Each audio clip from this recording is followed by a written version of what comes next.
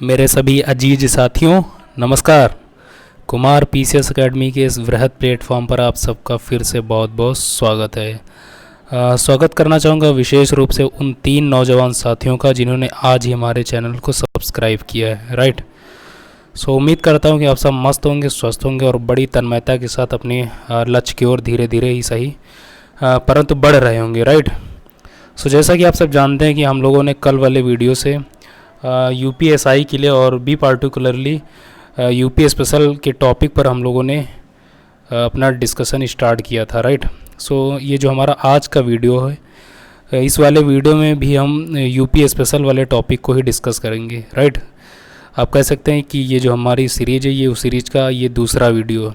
तो चलिए स्टार्ट करते हैं अपने आज के इस वीडियो को और देखते हैं कि जो हमारा आज का ये सब टॉपिक है एक्चुअली क्या है। राइट। ये आप देख रहे हैं कि हमने सबसे पहले स्क्रीन पर ये यूपी का एक पॉलिटिकल मैप लगा रखा है। और मैप बस इसलिए क्योंकि हम कोई भी अगर चीज़ पढ़ते लिखते हैं, अगर उसका एक मैप हमें अवेलेबल है तो उसको अगर एक बार देख लिया जाए तो काफ़ी कुछ चीज़ें हमारे लिए ईजी हो जाती हैं। राइट। ये यूपी का पॉलिटिकल मैप है। इसमें आप देख सकते हैं कि यूपी के जितने डिस्ट्रिक्ट्स हैं उनको दर्शाया गया है। राइट।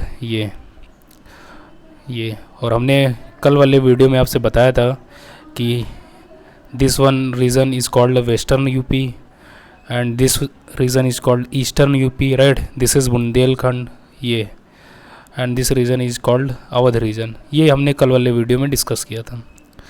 सो चलिए प्रारंभ करते हैं अपने आज के इस वीडियो को। और जैसा कि आप जानते हैं कि इन टॉपिक्स में हमें केवल फैक्ट्स ही पढ़ने होते हैं। सो जो आज के फैक्ट्स हैं उनको देखते हैं कि वो क्या हैं, और ये फैक्ट्स बहुत इंपॉर्टेंट है। राइट। पहला फैक्ट्स ये आप देख रहे हैं कि एरिया वाइज रैंकिंग, यानी उत्तर प्रदेश का जो क्षेत्रफल है अगर उसको क्षेत्रफल के हिसाब से उसकी रैंकिंग करी जाए तो वो किस नंबर पे आएगा। तो आपका ऑप्शन होगा, आपका जवाब होगा कि चौथा यानी कि 4th पोजीशन पे आएगा ये। राइट। और अगर सबसे बड़े राज्यों की बात की जाए क्षेत्रफल में तो सबसे पहले नंबर 1 पे है राजस्थान, फिर है आपका MP, फिर है महाराष्ट्र और फिर है उत्तर प्रदेश। ये बहुत इंपॉर्टेंट फैक्ट है, ये कई एग्जाम्स में पूछा गया है। राइट। इवन पीसीएस मेंस में भी पूछा गया जब ऑब्जेक्टिव टाइप में होता था पीसीएस मेंस का। राइट। सो आगे आप देखते हैं कि यूपीज़ लार्जेस्ट डिस्ट्रिक्ट एरिया वाइज, यानी कि उत्तर प्रदेश के सबसे बड़े ज़िले कौन से हैं एरिया में। तो आप देखेंगे कि सबसे पहले नंबर 1 पे लखीमपुर खीरी है, फिर सोनभद्र है, फिर हरदोई है, फिर सीतापुर। ये 4 ज़िले ऐसे जो आपके पॉइंट्स हैं उनको मेनली 4 पॉइंट्स में आपको याद रखने, क्योंकि कई बार वो असेंडिंग या डिसेंडिंग ऑर्डर में पूछ लेता है। राइट। सो आपको जानना चाहिए कि केवल एक ही नहीं, उसके बाद फिर कौन सा बड़ा ज़िला उसको भी जानना अनिवार्य है। फिर आप देख रहे हैं कि जो सबसे छोटा ज़िला है उत्तर प्रदेश का तो वो आपका है हापुड़। उसके बाद फिर देखेंगे कि गौतम बुद्ध नगर, फिर भदोही, फिर शामली। ये राइट। आगे आप देख रहे हैं कि लेंथ ऑफ द स्टेट, यानी कि जो आपका स्टेट है उत्तर प्रदेश, इसकी लेंथ क्या है एक्चुअली। फॉर एग्जांपल अगर आप ये मानते हैं कि ये आपका जो है उत्तर प्रदेश है, दिस वन। राइट। ये आपका यूपी है।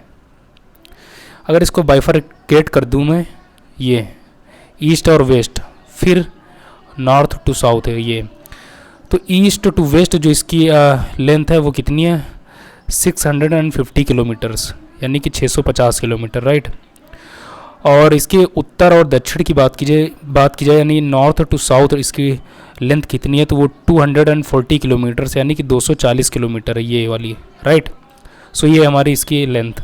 आगे हम देखते हैं कि एडजेसेंट स्टेट्स, यानी कि आपकी यूपी जो आपका स्टेट्स है इसे कितने राज्य अपनी सीमा साझा करते हैं, तो आपका जवाब होगा 9। राइट। ये उसमें आपका एक यूटी दिल्ली शामिल है। राइट। अगर यूटी को हटा दिया जाए तो आपका जवाब होगा कि केवल 8, अगर यूटी को शामिल कर लिया जाए तो आपका जवाब होगा 9। राइट।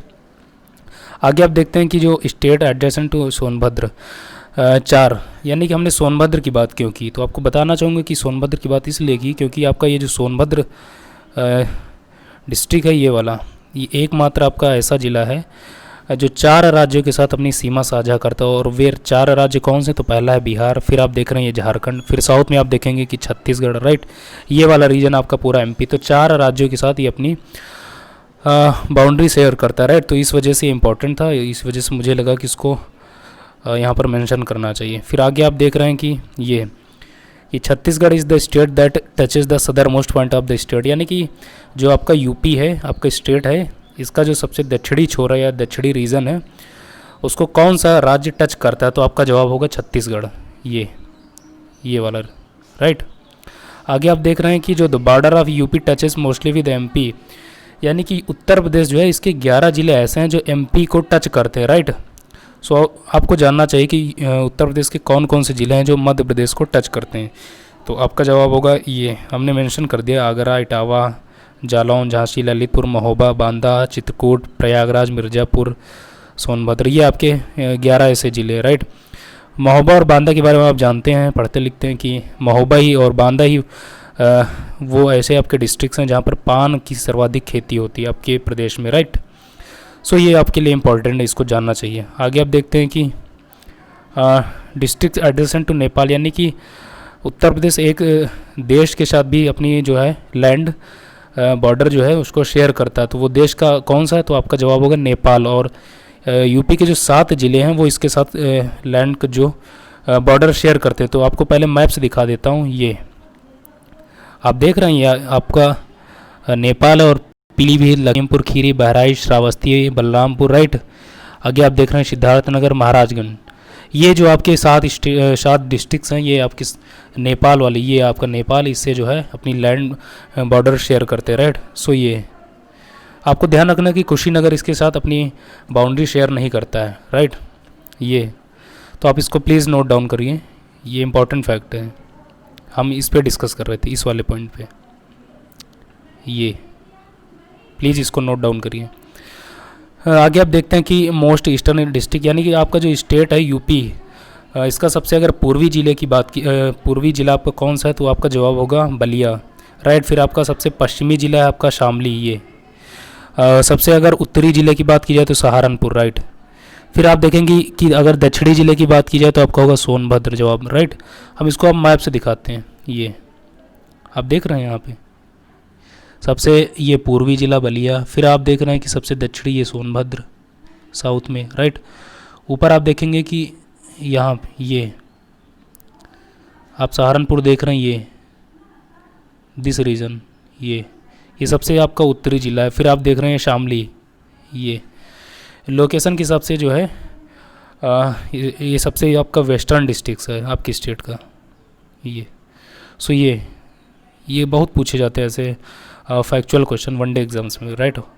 और आपको मालूम है कि जो आपका ऐसा एग्ज़ाम है ये वनडे एग्ज़ाम ही है। सो आगे देखते हैं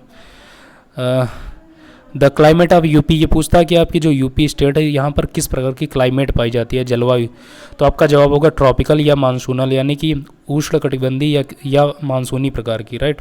क्लाइमेट कई प्रकार की होती है तो इस वजह से पूछा जाता है। फिर आगे आप देखेंगे कि हाईएस्ट रेनफॉल, यानी कि सबसे ज़्यादा वर्षा कहाँ होती है, तो आपका जवाब होगा गोरखपुर। फिर सबसे कम वर्षा, फिर आपका जवाब होगा मथुरा, ये ठीक।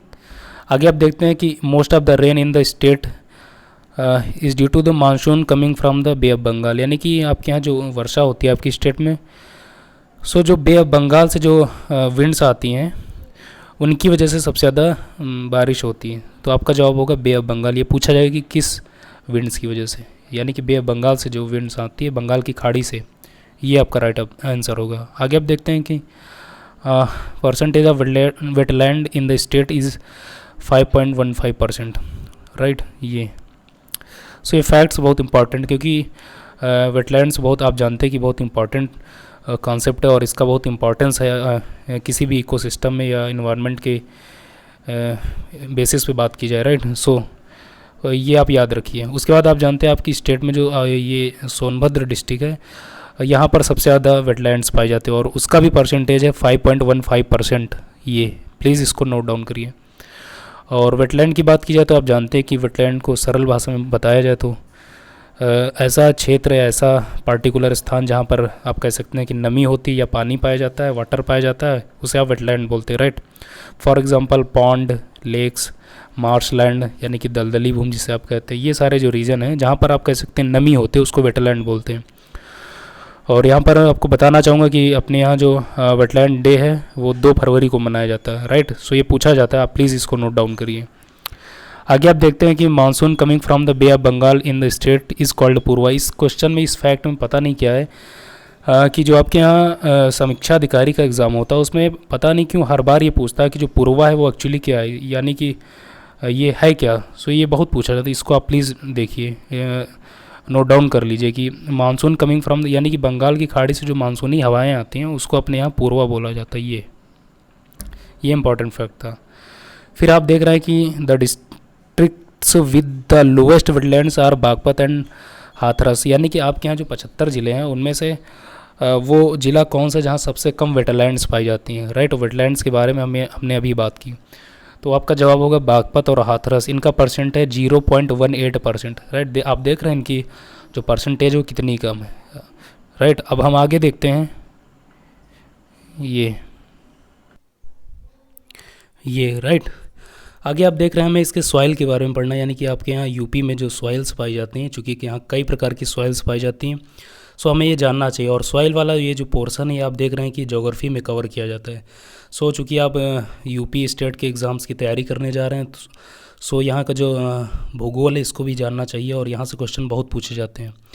और आपको बताना चाहूँगी, जैसा कि हम जानते हैं कि आप जो डिस्कशन कर रहे हो बेसिकली यूपी स्टेट के बारे में कर रहे हैं, और आप कह सकते हैं कि हम उत्तर प्रदेश की सर्जरी कर रहे हैं। सर्जरी इस मायने में कि जब एक डॉक्टर सर्जरी करता है तो उसको बहुत सारी चीज़ें, नई ऑर्गन्स और ये सारी चीज़ें जानने को मिलती है, राइट।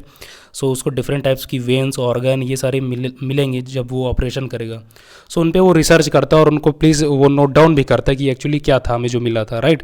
सो हम जो यूपी के टॉपिक डिस्कस कर रहे हैं, आप देख रहे हैं ना, हमें यहाँ डिफरेंट टाइप्स की चीज़ें जो पढ़ने लिखने को ये मिल रही। और सर्जरी हम कर रहे हैं तो हमें इसकी जो क्लाइमेट है, सॉइल है, राइट, इसका जो पॉलिटिकल सिस्टम है, इसकी जो सांस्कृतिक विशेषताएं, ये सारी चीज़ें हमको डिस्कस करने पर, यहाँ त्यौहार क्या है, यहाँ की सेंसस क्या है, और राइट, ये सारी चीज़ें हमको यहाँ पर डिस्कस करना पड़ेगा, और ये करना ही चाहिए, पड़ेगा क्या, करना ही चाहिए। और यही सर्जरी है, राइट, इसी को सर्जरी बोलते हैं। सो आप आगे देख रहे हैं कि soil found in UP, alluvial soil is found in the state in largest quantity, यानी कि आपकी स्टेट में सबसे ज़्यादा कौन सी मृदा पाई जाती है, तो आपका जवाब होगा जलोढ़ मृदा, राइट। ये जलोढ़ मृदा, ये आपका जवाब होगा। उसके बाद आप देख रहे हैं कि black soil found in the patches of western districts of the state plus Bundelkhand area which is also called करैल कॉटन सॉइल, राइट। यानी कि जो आपके यहाँ काली मृदा वो कहाँ पाई जाती है, तो जो आपका पश्चिमी प्रदेश है, पश्चिमी उत्तर प्रदेश, वहाँ पर पाई जाती है, प्लस जो बुंदेलखंड वाला रीजन था वहाँ पर पाई जाती है। और हमने कल वाले वीडियो में आपसे बताया था कि बुंदेलखंड रीजन क्या, और आज भी स्टार्टिंग में बताया कि बुंदेलखंड रीजन एक्चुअली है क्या, राइट। वहाँ पर आपको ब्लैक सॉइल मिलेगी। और ब्लैक सॉइल को आप जानते हैं कि कई दूसरे नाम से भी जाना जाता है, जैसे कि करैल प्लस कॉटन सॉइल, यानी कि कपासी मृदा भी इसको बोलते हैं, राइट। तो आगे आप देख रहे हैं कि ये जो हमारा अगला फैक्ट है, ये दिस वन, ये saline plus alkaline soils are found in Aligarh, Etah plus Mainpuri, Kanpur, यानी कि इन 4 डिस्ट्रिक्ट्स में ही मेनली आपकी जो ये सलाइन जिसे आप अम्लीय मृदा कहते हैं, ये प्लस अल्कलाइन जिसे आप क्षारीय मृदा कहते हैं, ये दोनों आपके इन 4 जिलों में पाई जाती हैं, यानी कि अलीगढ़, एटा, मैनपुरी और कानपुर में। आगे आप देख रहे हैं कि रेड सॉइल जो वो कहाँ पाई जाती है, झांसी, मिर्ज़ापुर, सोनभद्र, राइट, चंदौली, और आपका जो ये दक्षिणी इलाहाबाद जिसे आप प्रयागराज वर्तमान में कहते हैं, यहाँ पर जो है रेड सॉइल पाई जाती है, राइट। आगे आप देख रहे हैं कि saline plus alkaline soil is commonly known as inert, right, barren, kallar और रे, यानी कि जो आपकी अम्लीय और क्षारीय मृदा है, इसको एक कॉमन रूप में कॉमनली इसको हम इन 4 नामों से भी जानते हैं स्थानीय रूप में। इनर्ट, बायरन यानी कि जिसे आप ऊसरी मृदा कहते हैं, कल्लर प्लस रे, ये इसके स्थानीय नाम है। ये पूछता है ऐसे एग्जाम में कि निम्नलिखित में से किसे रे मृदा के नाम से जाना जाता है, राइट। सो आगे आप देख रहे हैं कि in the Bundelkhand region there are red soil, यानी कि जो आपका बुंदेलखंड रीजन है यहाँ पर इस टाइप की सॉइल मिलती है। किस टाइप की, तो आपका जवाब होगा रेड सॉइल, लाल मृदा, प्लस पोरवा, यानी कि ये स्थानीय नाम है वहाँ की पाई जाने वाली मृदा के, प्लस मार रीजन जिसे कुछ लोग भाड़ मृदा भी बोलते हैं, प्लस राकड़ जिसे राकड़ भी बोलते हैं, प्लस भोंडा सॉइल, ये सारे जो हैं वहाँ पर पाई जाती हैं, राइट। ये फिर आगे आप देख रहे हैं कि Mathura plus Agra are most affected by air erosion, यानी कि आपके जो दो जिले हैं मथुरा और आगरा, ये सबसे ज़्यादा एयर एरोजन से प्रभावित जिले हैं, राइट। फिर आगे आप देख रहे हैं कि UP is most affected area with water erosion is the Terai region of Himalayas, यानी कि यूपी का वो वाला रीजन जो हिमालय के सदर्न पार्ट में सिचुएटेड है, वो सबसे ज़्यादा वाटर इरोजन से अफेक्टेड है। और तराई रीजन की बात की जाए तो आप जानते हैं कि हमने अभी डिस्कस किया था, जो नेपाल के सदर पोर्शन में है वो आपका तराई रीजन में शामिल होता है, राइट। फिर आप देख रहे हैं कि the area of Yamuna and Chambal is affected mostly by गली इरोजन, यानी कि जिसे आप चंबल घाटी वाला रीजन के नाम से जानते हैं, और ये आप जानते हैं कि ये इटावा में पाया जाता है मेनली, राइट। तो ये जो है ये रीजन यानी कि चंबल घाटी वाला, ये गली इरोजन से अफेक्टेड है। और गली इरोजन की बात की जाए तो आप जानते हैं जिसे आप देखते हैं कि जिसमें बहुत चौड़ी चौड़ी नालियाँ बन जाती हैं और जिसमें वर्षा का पानी आता है और भर जाता है, फिर जिसे आप खड के नाम से भी जानते हैं। सो ये गली इरोजन यही है। तो ये कहाँ पाया जाता है, तो आपका जवाब होगा इटावा, राइट, यानी कि चंबल घाटी के जो मैदान है वहाँ पर। आगे आप देखते हैं कि currently the average land holding size is, यानी कि जो उत्तर प्रदेश में जो कृषक हैं, किसान हैं, उनके पास औसतन कितनी भूमि है, तो आपका जवाब होगा 0.75 हेक्टेयर। आप देख रहे हैं उनके पास कितनी कम भूमि है। और हम आप जानते हैं कि भारत में जो कृषि है वो भारतीय अर्थव्यवस्था की रीढ़ है, और यहाँ के किसानों की स्थिति आप देख रहे हैं। फिर अगला आप देख रहे हैं कि training and practical centre for mango is in Lucknow, यानी कि ये लखनऊ में आम के लिए इसके रिसर्च और ये सारी चीज़ें इसके स्टडी के लिए जो भी एक सेंटर बनाया गया वो कहाँ पर सिचुएटेड है, वो लखनऊ में। फिर आगे आप देख रहे हैं UP has been divided into 9 agro climatic regions. Please my all dear friends, इसको नोट डाउन करें, ये कई बार पूछा गया है और मैं आपसे यहाँ नहीं बता पाऊँगा कि किस एग्ज़ाम में, ये लगभग सभी एग्ज़ाम्स में पूछा गया है, राइट। तो प्लीज़ इसको नोट डाउन करें कि 9 एग्रो क्लाइमेटिक, और ये ऐसे पूछता है कि निम्नलिखित में से कितने एग्रो क्लाइमेटिक रीजन्स हैं यूपी में, तो वहाँ दिया रहता है कि 8, 9, 10, 11। सो अगर आपको एकदम क्लियर नहीं है तो वहाँ पर कन्फ्यूज हो सकते हैं, राइट। सो इसको प्लीज़ नोट डाउन। आगे आप देख रहे हैं कि there are 20 agro ecological zones in the state. इसमें कंफ्यूज नहीं होना, एग्रो क्लाइमेटिक जोन्स अलग होते हैं और एग्रो इकोलॉजिकल जोन्स अलग होते हैं। इनकी संख्या 9 है और इनकी संख्या 20। ये दोनों फैक्ट्स बहुत पूछे जाते हैं, राइट। सो प्लीज़ इनको नोट डाउन करिए। आगे आप देख रहे हैं कि बीटल इस, जिसे आप पान कहते हैं, और पान के बारे में आप जानते हैं बनारसी पान कितना फेमस आपके यहाँ, right. So betel is cultivated in Mahoba, और हमने पहले भी आपसे बताया था कि महोबा और बांदा किस लिए फेमस है, पान के लिए। सबसे ज़्यादा पान जो है आपका यहीं प्रोड्यूस किया जाता है, सबसे ज़्यादा खेती आप कह सकते हैं कि यहाँ की मुख्य फसल है महोबा की। सो ये आपके लिए इम्पॉर्टेंट है।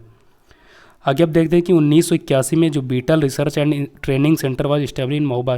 चूँकि महोबा जो है इसकी मुख्य फसल आप कह सकते हैं कि पान ही है, सो इसी वजह से गवर्नमेंट ने 1981 में यहाँ पर एक इसके रिसर्च के लिए एक इंस्टीट्यूट इस्टेब्लिश किया था, राइट। कहाँ पर, महोबा में।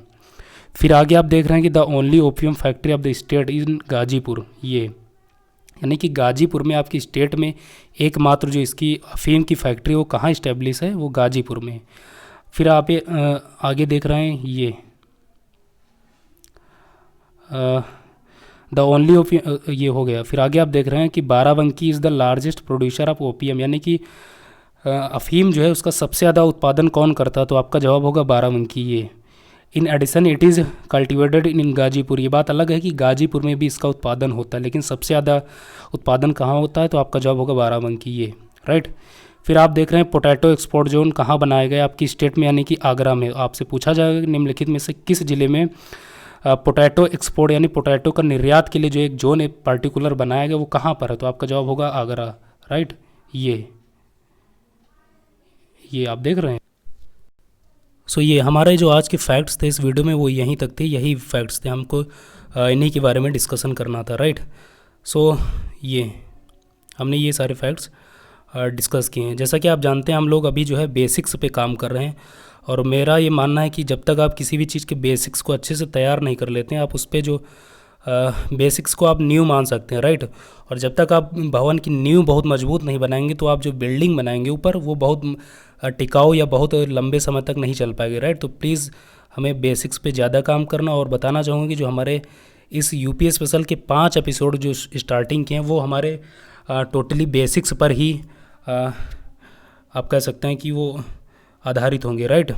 सो ये, और अगर आपको ये वीडियो ठीक लगा हो और उपयोगी लगा हो तो प्लीज़ कमेंट में मुझे बताएं ज़रूर कि आपको कैसा लग रहा है। आप लोग कमेंट नहीं करते हैं, राइट। आप लाइक करिए, सब्सक्राइब करिए, अनसब्सक्राइब करिए, ये सब आपके ऊपर। बट हम जो आपसे एक चीज़ के लिए जिरह कर रहे हैं वो ये कि प्लीज़ आप कमेंट में बताइए ज़रूर कि आप कैसा महसूस करें, क्या आपको लग रहा है कि ये जो हमारा निर्णय है यूपी स्पेशल और आपको इस प्रकार से तैयारी कराने का, यह क्या सही है या आप इससे कंफर्टेबल फील कर रहे हैं, तो प्लीज़ कमेंट में बताइए ज़रूर, राइट। सो चलिए कल मिलेंगे अपने किसी नेक्स्ट वीडियो में, और फिर उसमें आप सबके साथ हम ढेर सारी बातें करेंगे, और फिर आप कह सकते हैं कि जम के पढ़ाई करेंगे, राइट। तो चलिए फिर मिलेंगे, तब तक के लिए बाय बाय, नमस्कार।